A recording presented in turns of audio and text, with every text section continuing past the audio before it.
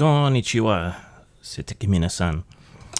There are two trends in Japanese titling. There's the short and the sweet that tells you pretty much nothing, like blame. And there is the long and overblown title that makes it so that you don't even need to watch the anime or read the manga, like Full Dive. This ultimate next-gen Full Dive RPG is even shittier than real life, which is the longest title I could find with a cursory Google search. Why this is a thing, I don't know. Giving away most of your plot in a title seems like an odd thing to do, but Break takes the opposite way of doing things. Now, I don't really know why it's called Break. Perhaps because all of the mystical and magical machines running the world broke, but I have no particular idea. It doesn't necessarily come through from the text. It's a rather schizophrenic RPG, inspired by Japanese table talk RPGs, Japanese computer games of the Final Fantasy ilk, the old school ones when Final Fantasy was still good, of course, and anime and manga. It has a lot of the procedural obsessions of Japanese TTRPGs, some cutesiness and aesthetic that reminds me of earlier Modest Medusa webcomics by Jake Richmond, and some art that he did for some RPGs back in the day, though it's not by him. And there's a lot of art. A lot more art than is typical in actual Japanese RPGs, which I've always found weird. And in a world of muddy, mushy, overworked, graphically uninteresting Wizards of the Coast D&D art, the strong lines and the colourful nature of the art in this book I found very, very pleasing and very distinct from most current trends. So that was a good thing, I think. So Break is, I think, B5 format or close thereto, and it packs 250 pages of information into 470 pages. Because of the graphical style and the kind of airy presentation, there is a lot of, many of us in the indie scene would say, wasted space, I think, because we try to pack in as much as possible. It's full colour. Pages are slightly sticky if you have oily skin like me, and I'm terrified of smearing the thing, but it's good quality. Good hardcover binding with a ribbon. We love a ribbon. And it's... yeah, the presentation is weird. It's kind of like a PowerPoint presentation. There's a lot of charts, a lot of space. Personally, I'm not convinced whether this adds to the readability of the book or not. I found it very difficult to absorb the information in this kind of format, but I'm old, set in my ways. However much I still like to think of myself as a revolutionary punk or whatever. No, I'm just old. I'm just dreading the moment that an RPG is published that is presented in the form of 100 TikToks rather than a readable book. This feels like part of the slippery slope to that dystopian future. Character creation isn't really random unless you choose to make it so. Rolling dice on tables to determine class, race, etc. Rather, it's a series of overlaying templates that you place one on top of another with choices for the most part. So you choose a calling, which is closest to a class. You overlay species of the many species that are present in the world. You overlay a homeland and a history. You add traits and quirks. You fiddle with some sub-details, and then you add gear and equipment. And as you level up, you get to make some additional choices on special abilities and so on. Callings include the factotum, which is a sort of peasant artisan support class. Sneak, which is your rogue. Champion, which is a brute fighter. Raider, which is a speedy fighter, really. Battle princess, murder princess, sage, and heretic. Races include normal humans, isekai protagonists, chibs, which is their sort of version of halflings, which I'm not sure whether I think is fun or just creepy. I mean, apparently you have to have a small race, but maybe something like the little kind of ladybird people from Crystal Chronicles or something would have been a better choice.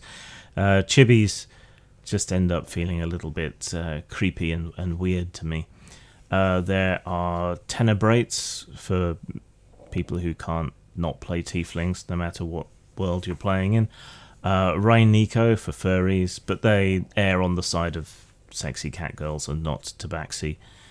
Prometheans, Grun, which are sort of ogre orc types. Goblins, dwarves, elves, yawn, snore, bored, and biomechanoids, which makes me think of Phantasy Star to a large degree. There's not a huge amount of individuation between characters in terms of system and mechanics, so a lot has to come from roleplay, and there are quite a lot of special traits and capabilities for which you'll have to remember all the special rules. So by the time you finish making a character, you have a fairly blah and sort of normalized template of basic stats and a bunch of special exceptions to the rules that you're going to have to wrangle. It's a choice. Some people like that way of doing things. As with most things, I seem to be somewhere in the middle. Rules-wise, for most of it, you're going to be rolling a d20 and modifying it, and that's pretty much all you're going to be doing. So you'll be rolling your d20 and applying any bonuses. I say applying for a reason. Most of the time, outside of combat, you're striving to get a low score, one that is under your statistics, your capabilities, in order to succeed. Those bonuses come from things like tools, your purviews, which are very broad-based skills derived from your callings and so on. There is an advantage-disadvantage mechanic in here too, but it seems to be being treated as being statistically more powerful than it is, since it's considered to be better than a plus or minus 4, which is roughly statistically equivalent to what rolling 2 dice does for you. I guess you've got double the chance of getting a critical hit, and maybe that's where they think it's worth more, but I think statistically in the long run it's not going to be much different to a plus or minus 4. Confusingly, however, once you get into combat, the direction of the rolls is reversed. So you're trying to beat a number, so you have to switch from taking your bonuses away to adding your bonuses on and trying to exceed someone's defense. Now, ostensibly, that's not that complicated, but switching directions in the middle of combat can be confusing for people, especially since you might do a skill roll and then do a combat roll, and you have to remember to add in one case and take away in the other. And once you're a few beers or a couple of bong rips in, that will become as difficult and contentious as Thaco is for some people, especially after a long session. So I'm not sure I like that.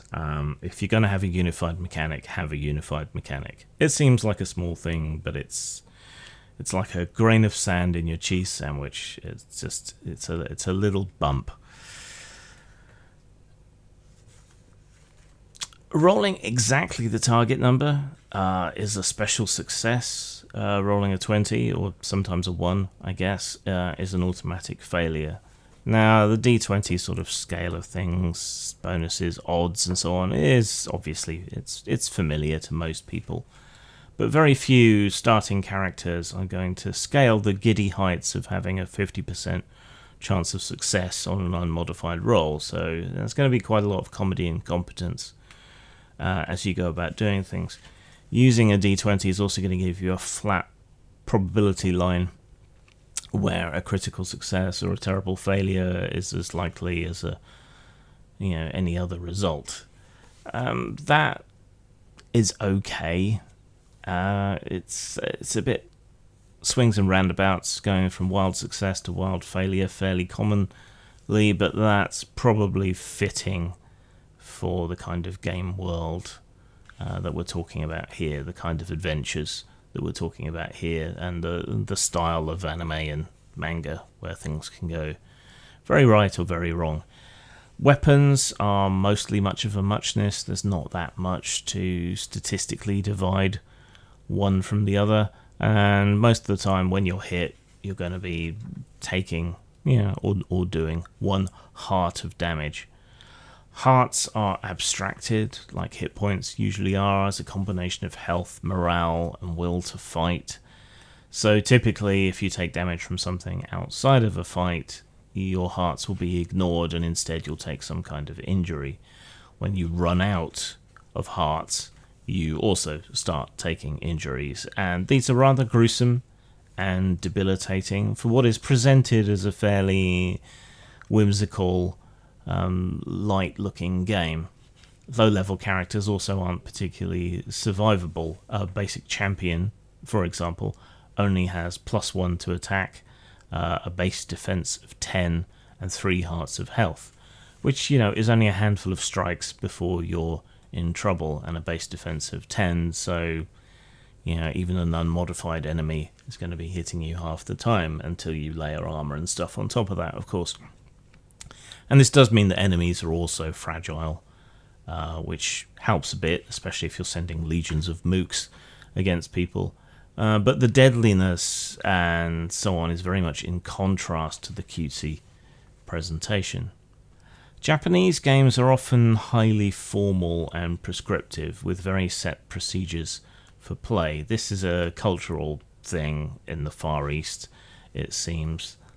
Japanese nightclubs will often have whole bunches of people doing the same dance moves and learning the same dance moves from each other. It's a bit like line dancing, I guess.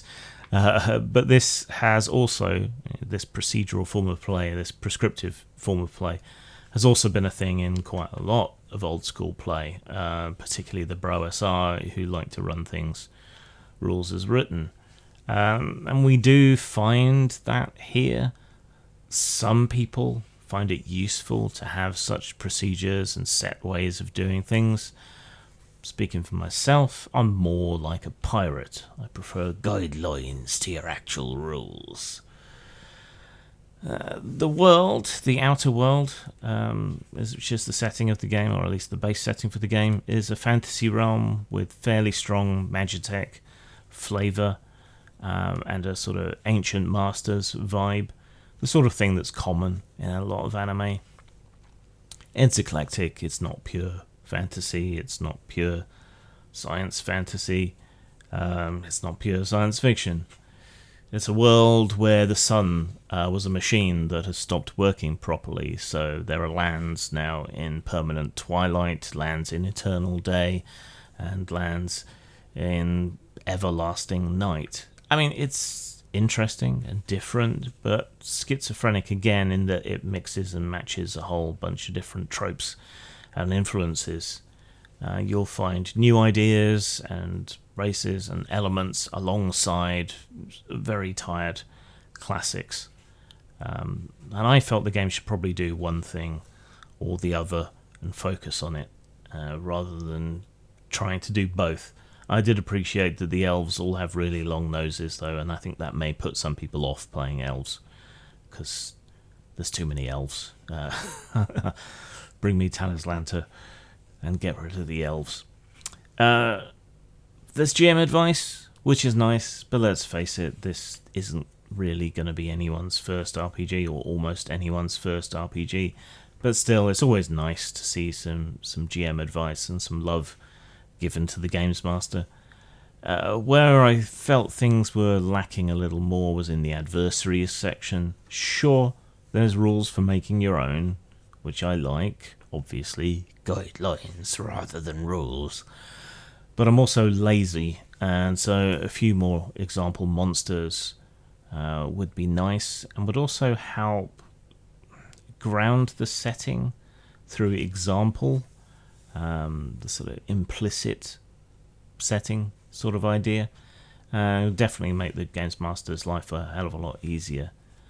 Worth calling out as great the fact that it actually has an index. A lot of modern games seem to be issuing the index for a bigger contents, but that's not easy to look things up in. If you've got a game that's more than 100 pages, put a bloody index in it. The back of the book also has reference sheets for pretty much everything else in the rest of the rules, brought down to short form, and this is getting to be essential for a lot of games and something that I think a lot more games should have in it. Of course, sometimes I'm too lazy to do that, but I appreciate it when other people do it. People have been chasing the JRPG dragon pretty hard, going right the way back to the age of the Returners and their Final Fantasy RPG. It's a hard thing to pin down. It's a bit deep thought, saying you never really knew what the question was. How do you recreate the feeling of anime, manga, and so on in tabletop? Is it by translating Japanese tabletop RPGs to the West? Culturally, it's a bit of a hard fit. Anime and manga, when you watch them or read them, often feel quite freewheeling and over the top. But Japanese RPGs are very prescriptive and procedure oriented. Is it purely visual? And if so, how do you recreate that in a verbal medium? Certainly my experience reading even translated light novels is very different to reading the manga or watching the anime.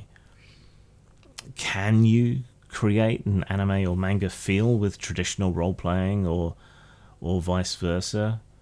Goblin Slayer and other anime and manga that are directly inspired from role-playing games would seem to suggest that you can. Record of Lodoss War is probably the most famous example.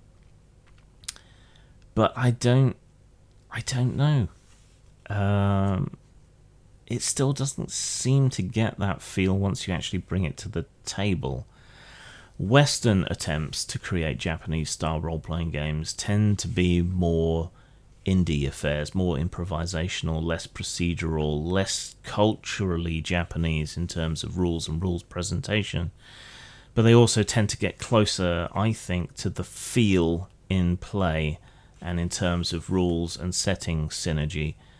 Fabula Ultima, for example, is, I think, going to be my point of comparison going forward for Japanese RPGs and Japanese-alike RPGs.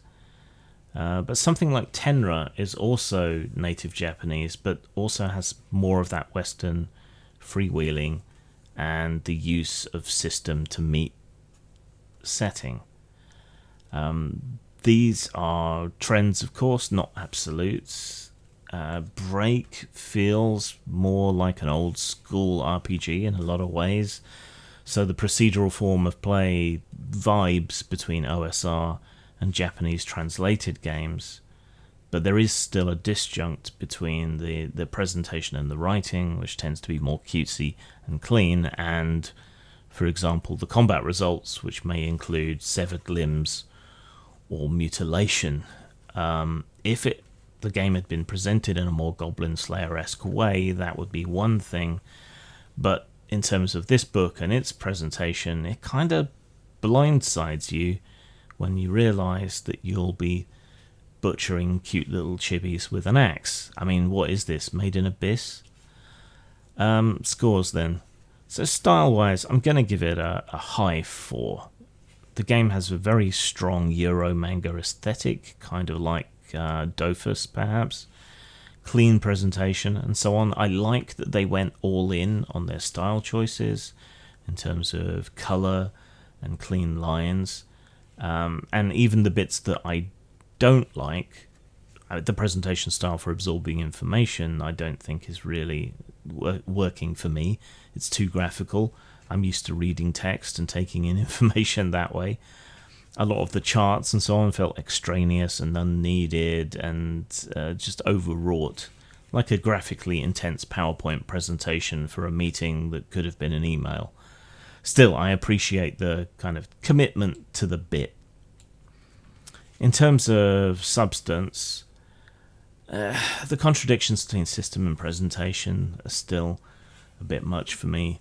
The presentation style means that the page count is much bigger than it needs to be, and seems to have eaten into the amount of content that could be presented.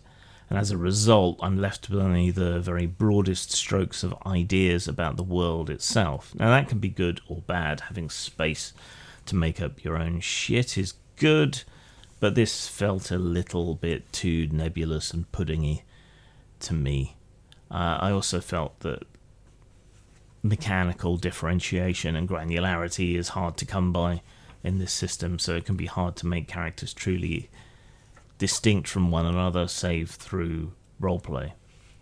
So hard to make them mechanically distinct and to reflect the character that you want to play through the statistics of the game. This is especially true of the weapons, but it also dogs characters. And the space where you might get more differentiation is going to be in other abilities and traits, special exceptions to the rules that become play flow drag, as you have to remember and formulate all the exceptions and figure out how they influence one another. So given all that, that's a 7 out of 10. That's a 3.5 out of 5. That's a bit above average, probably nudging it into a 4 out of 5. If this sounds like your jam, worth picking up if you're into the kind of themes and so on that it touches on.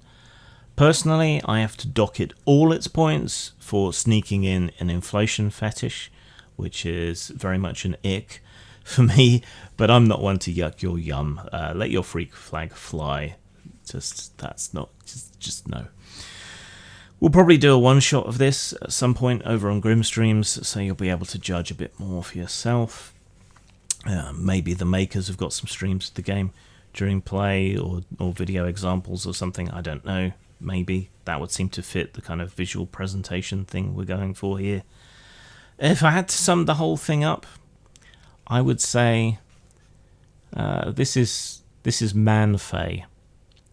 This is a middle-aged bear dressed as Sailor Moon, right? Because it's a Japanese presenting RPG, but under the hood it's really quite OSR-ish. So that may appeal to you, it may not. And you can tell the page count is a bit bloated because I'm still going and I've finished the review. Zang.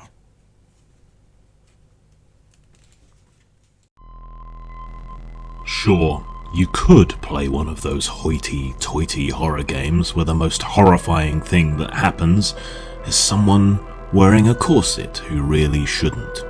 Or you could grind a zombie's face into a belt sander.